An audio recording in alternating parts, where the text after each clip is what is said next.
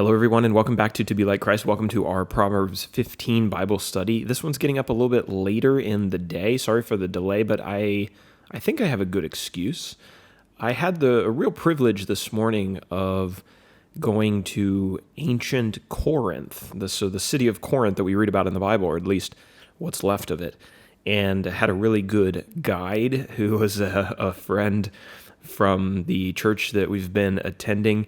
He is actually an Iranian man, but is now living in Greece and knows a lot about the history of Greece. And he kind of walked us through ancient Corinth. And he actually also has a YouTube channel, but it's in Farsi, which is the language of Iran.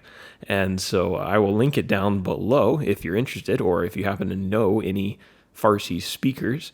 But he really was a great blessing to us this morning in both taking us to Corinth and showing us around. So I'm hoping to put out a video of just, a quick video of some of the scenes there and talk you through some of the things that he talked us through.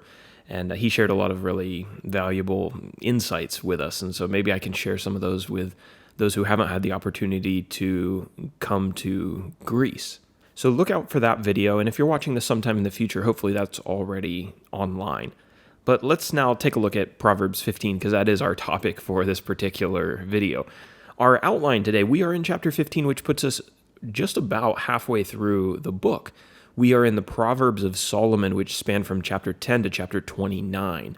We've got 16 chapters to finish up, and the last two are the Proverbs of Augur and Lemuel. Two words have made their way into our definition section. The first one, this one seems to be a favorite of the Proverbs writer, and I keep including it in our studies because I feel like it's a word that we just don't really use a whole lot, at least I don't. It's the word prudent in verse 5. This is a characteristic of wise people, acting carefully, moving through life cautiously and thoughtfully.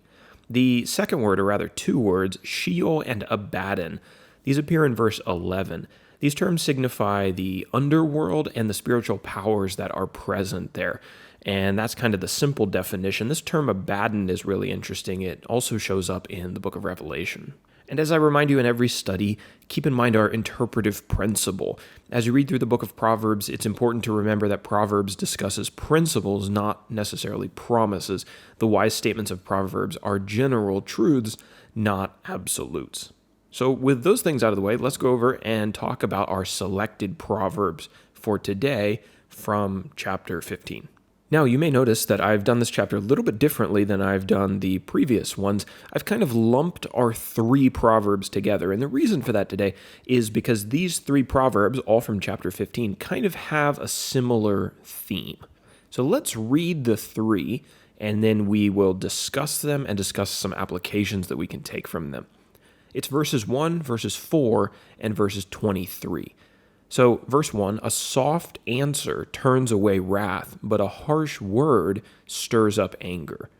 And then from verse 4, a gentle tongue is a tree of life, but perverseness in it breaks the spirit. And then verse 23, to make an apt answer is a joy to a man, and a word in season, how good it is.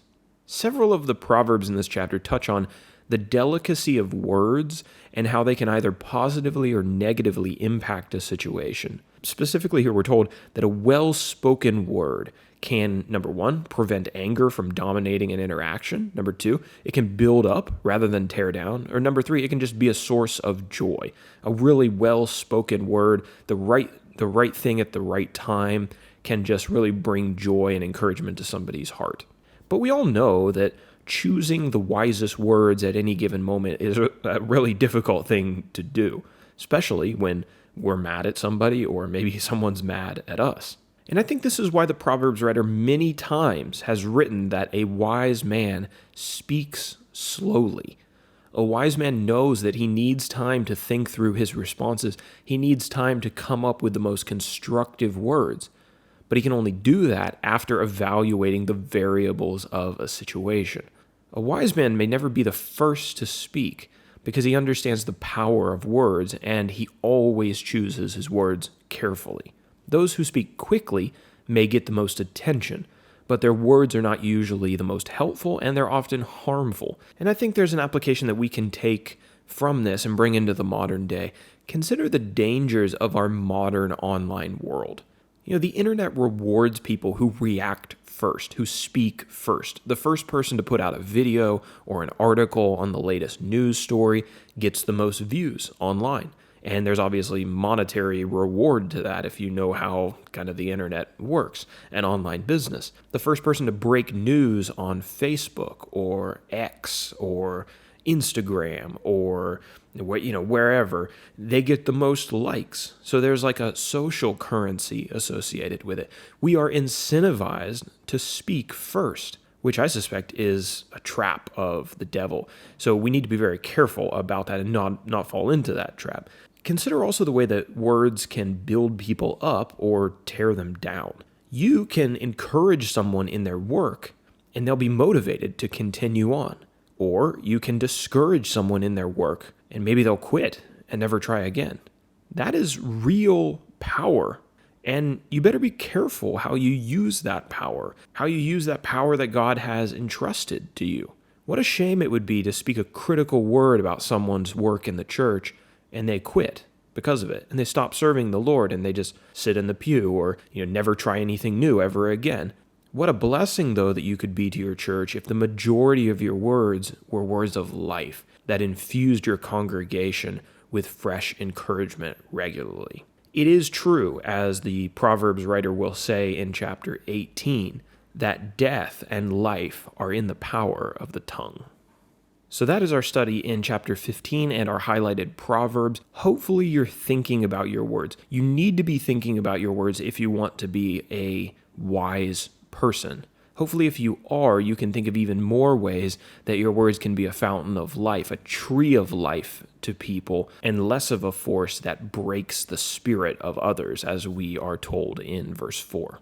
Lord willing, we'll be back tomorrow to talk about Proverbs 16, and until then, I hope you have a great day. Remember to go out online and download the PDF for this study if you have an opportunity.